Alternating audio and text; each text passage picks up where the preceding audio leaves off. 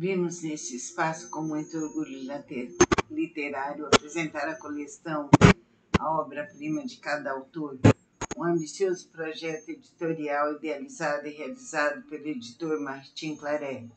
Pelas nossas pesquisas de campo, constatamos que, apesar de crises e turbulências econômicas, o brasileiro atualmente está lendo mais. Começamos a compreender que conhecimento é liberdade e poder. Mais e mais as pessoas estão buscando informações de todos os tipos. Nesse contexto, o livro, em seus vários formatos, cada vez mais reforça sua verdadeira função: informar e transformar. O presente projeto foi construído sobre estatísticas e potencialidades. Quantitativamente, a proposta de 400 títulos de autores clássicos, nacionais e estrangeiros nos campos da ficção e não ficção, abrangendo todas as áreas do conhecimento humano. O critério de seleção dos títulos foi o já estabelecido pela tradição e pela crítica especializada. Em formato de bolso, com periodicidade mensal com alta qualidade gráfica e a preços acessíveis, essa série de livros vem preencher uma lacuna editorial, livros clássicos e de leitura obrigatória, muitos adotados em universidades que estavam, a maioria, ausentes de nossas livrarias e pontos alternativos de venda. Nossa missão é oferecer aos leitores brasileiros uma alternativa de leitura altamente qualificada e de fácil acesso. A coleção está aberta a sugestões de títulos e quaisquer outros tipos de sugestões para aperfeiçoar nosso trabalho editorial. Revolucione-se culturalmente, leia mais para ser mais. Todas as obras de Agostinho provam que ele nunca lançou âncora num porto definitivo. O seu gênio navegava em intermináveis odisseias por todos os mares tempestuosos dos pensadores inquietos, horrorizado com as dezenas de cristianismos. Em litígio, viu Agostinho a imperiosa necessidade de estabelecer certa unidade no meio da caótica pluralidade das teologias cristãs. E o cristianismo romano, sob os auspícios do próprio imperador, prometia garantir certa unidade. Se essa unidade externa coincidia com a verdade interna, isso era outra pergunta, antes de consciência individual do que de conveniência social. Livro do professor Huberto Roden traz um significado muito especial para nossas vidas.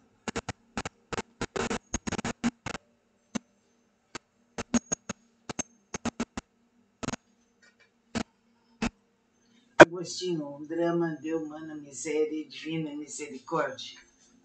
Advertência: a substituição da tradicional palavra latina criar pelo neologismo moderno criar é aceitável em nível de cultura primária, porque favorece a alfabetização e dispensa esforço mental, mas não é aceitável em nível de cultura superior, porque deturpa o pensamento. Criar é a manifestação da essência em forma de existência. Criar é a transição de uma existência para outra existência. Poder infinito é o criador do universo. Um fazendeiro é criador de gado. Há entre os homens gênios criadores, embora não sejam talvez criadores. A conhecida lei de Lavoisier diz que na natureza se cria e nada se aniquila, tudo se transforma. Se grafarmos, nada se cria, essa lei está certa. Mas se escrevemos, nada se cria, ela resulta totalmente falsa. Por isso preferimos a verdade e clareza do pensamento a quaisquer convenções acadêmicas. Prefácio: o angustioso problema de Agostinho não era propriamente a luta entre a carne e o espírito, como certos biógrafos fazem crer, e como por vezes o próprio Agostinho parece supor.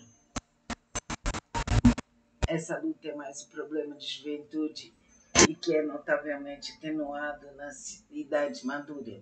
Nem era, bem dizer, o problema de conciliar a inteligência analítica com a razão intuitiva, problema central da vida do genial africano de Tagaste e que perdurou os 76 anos da sua existência terrestre, era o problema cristianismo ou Cristo, sendo que toda a alma humana, como diz outro africano genial, é crística por sua própria natureza. Agostinho passou a vida inteira lutando, consciente ou inconscientemente, pela cristicidade ou cristificação da sua alma, a despeito dos muitos cristianismos que o cercavam. No tempo de Agostinho existiam algumas dúzias de cristianismos, cada um dos quais afirmava ser a única mensagem autêntica do Cristo. A maior tragédia de um grande gênio é ter discípulos após sua morte que, de boa fé, se dizem autênticos continuadores do grande mestre, sem atingirem os voos do espírito dele. Nenhum talento, por mais aguçado, tem a visão cósmica do verdadeiro gênio. Todo talento opera no nível horizontal do ego humano, ao passo que o gênio recebe suas revelações na vertical, de uma invasão cósmica da própria alma do universo. No tempo de Agostinho havia cristãos maniqueus, cristãos arianos, cristãos pelagianos, cristãos donatistas, cristãos gnósticos, cristãos písticos, cristãos monofisitas, cristãos monoteletas, cristãos nestorianos, cristãos católicos ortodoxos, cristãos católicos romanos, etc. Na cidade imperial de Milão predominava o cristianismo católico romano, representado pelo imperador Teodósio, pelo bispo Ambrósio, por Mônica, mãe de Agostinho. Aos 32 anos, o filho de Mônica resolveu finalmente aceitar o cristianismo católico. Seu espírito inquieto, mas como o melhor expediente no momento, sobretudo para contentar Mônica, que chorava e orara 30 anos pela conversão do seu predileto caçula. Todas as obras de Agostinho provam que ele nunca lançou âncora num porto definitivo. Seu gênio navegava em intermináveis odisseias por todos os mares tempestuosos dos pensadores inquietos.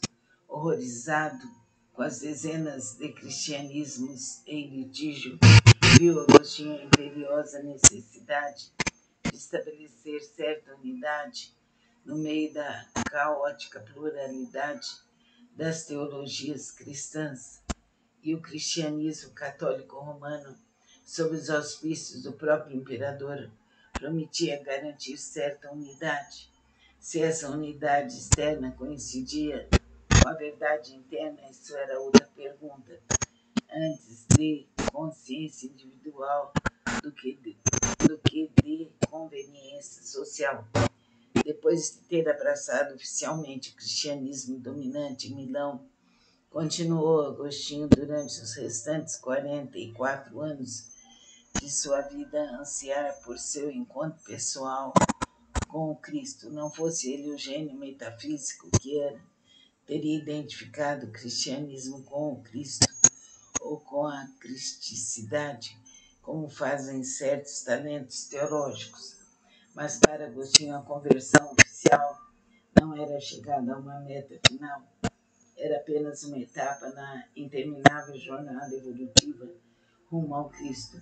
Para ele, a posse não dispensava de uma busca ulterior. O achar o impelia a procurar mais. A certeza gerava novas incertezas. É esta a dolorosa felicidade dos grandes gênios. A sua felicidade está na certeza de estarem no caminho certo.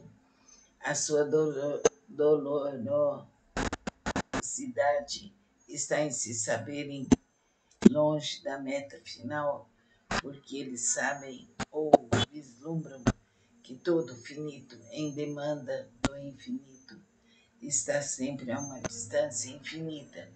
A vida eterna não é uma chegada, é uma incessante jornada em linha reta. Os livros dos últimos anos de Agostinho revelam uma progressiva superação da análise intelectual e uma crescente aproximação da intuição espiritual. Em parte, o filho de Mônica preludiou o itinerário de Tomás de Aquino que, pelo fim da sua vida, depois de ter provado com 5 argumentos analítico-intelectuais a existência de Deus, confessou: tudo que escrevi é palha. Também Agostinho, nos últimos anos de sua peregrinação terrestre, ultrapassou a linha horizontal do intelecto e se deixou invadir pela misteriosa vertical da razão espiritual, que é a mística sadia. Deus noverim mi ut noverim te. Deus conheça eu a mim para que te conheça a ti. Palavras como essas marcam a saída do monoteísmo dualista da teologia e a entrada no humanismo unitário da filosofia cósmica. Deus, onde estavas tu? Pergunta Agostinho. Quando eu vivia nos meus pecados? Responde Deus, eu estava no meio do teu coração. Replica Agostinho, como podias tu, a infinita santidade, estar no coração do maior pecador? E Deus responde, Agostinho, eu estava sempre presente a ti, mas tu andavas sempre ausente de mim.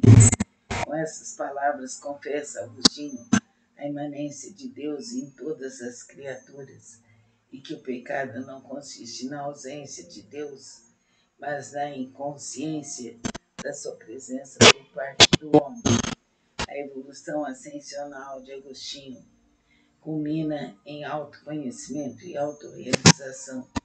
Como diríamos em terminologia odiana, culmina na compreensão das palavras do Cristo. Eu e o Pai somos um. O Pai está em mim. O Pai também está em vós. No século V, o tronco do cristianismo não acusava ainda a bifurcação nos 2 galhos de cristianismo católico e cristianismo protestante evangélico. Em face disso, se compreende que tanto católicos como protestantes invoquem a autoridade de Agostinho. Quando, decênios atrás, resolvi escrever essa biografia, encontrei as obras completas de Agostinho em latim, somente na Faculdade Teológica de uma igreja evangélica. Nos últimos tempos, sobretudo desde o Concílio Vaticano II, verifica-se uma reconvergência dos 2 galhos cristãos para uma harmonização ecumênica. Decrescem as divergências teológicas, cresce a convergência cristã das igrejas. Possivelmente, Agostinho poderia ter dito que, em nosso século, Mahatma Gandhi disse aos missionários cristãos que tentavam convertê-lo: aceito Cristo e seu evangelho, não aceito o vosso cristianismo. E talvez mesmo com Albert Schweitzer poderia ter dito: nós injetamos aos cristãos o soro da nossa teologia e quem é vacinado com o soro da teologia cristã está imunizado contra o Espírito do Cristo. Agostinho, a despeito de tantas teologias cristãs em litígio, rompeu o caminho rumo ao Cristo, realizando o sentido de suas próprias palavras. Fizesse-nos para ti, Senhor, inquieto está o nosso coração até que ache quietação em ti.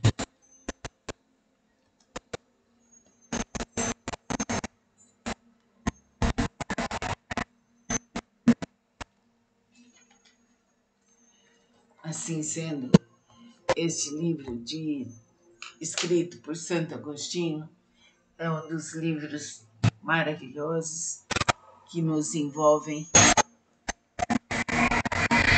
na dinâmica do amor ao próximo, da ligação com Cristo. Que assim seja. Namastê.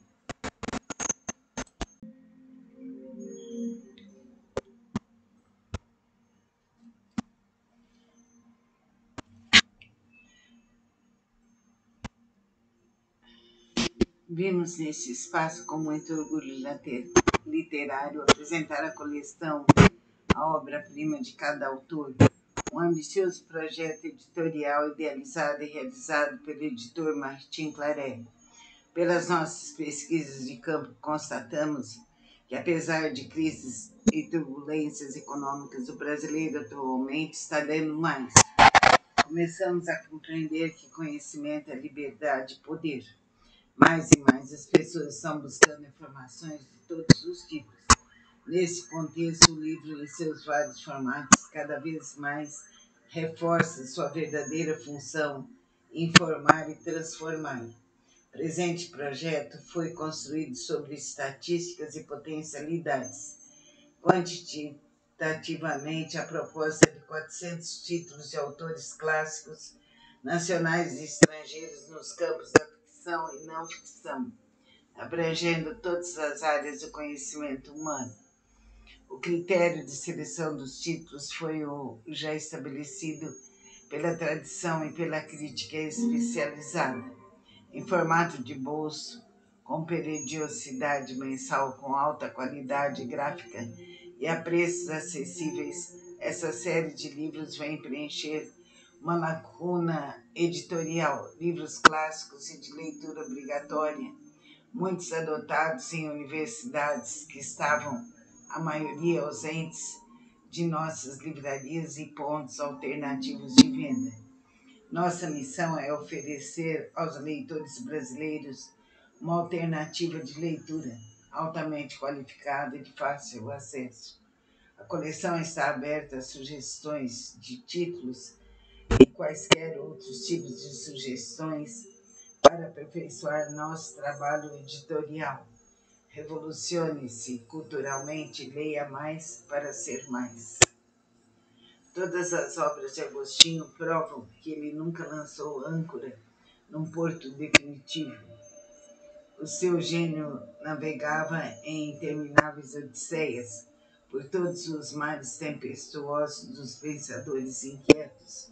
Horrorizado com as dezenas de cristianismos em litígio, viu Agostinho a imperiosa necessidade de estabelecer certa unidade no meio da caótica pluralidade das teologias cristãs.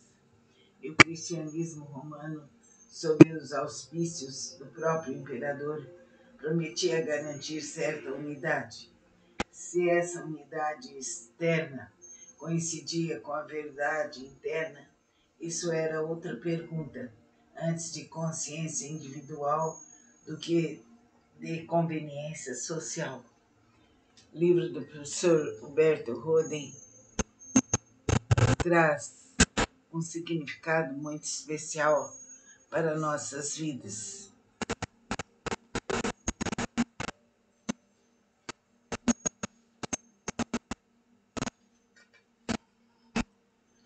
Agostinho, um drama de humana miséria e divina misericórdia.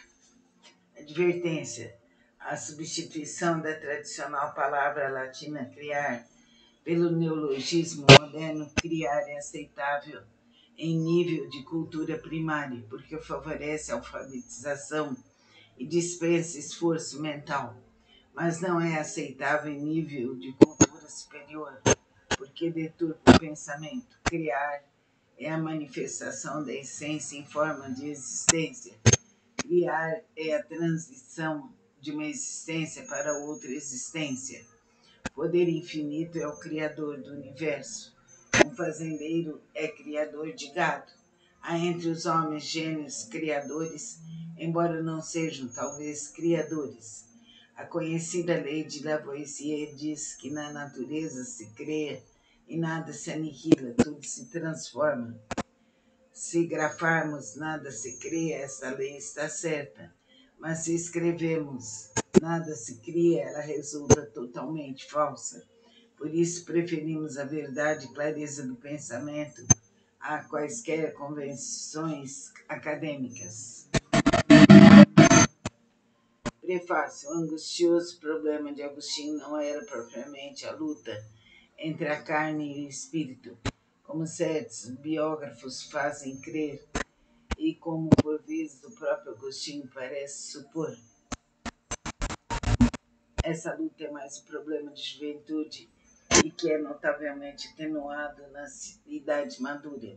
Nem era, bem dizer, o problema de conciliar a inteligência analítica com a razão intuitiva, problema central da vida do genial africano de Tagaste e que perdurou 76 anos da sua existência terrestre, era o problema cristianismo ou Cristo, sendo que toda a alma humana, como diz outro africano genial, é crística por sua própria natureza.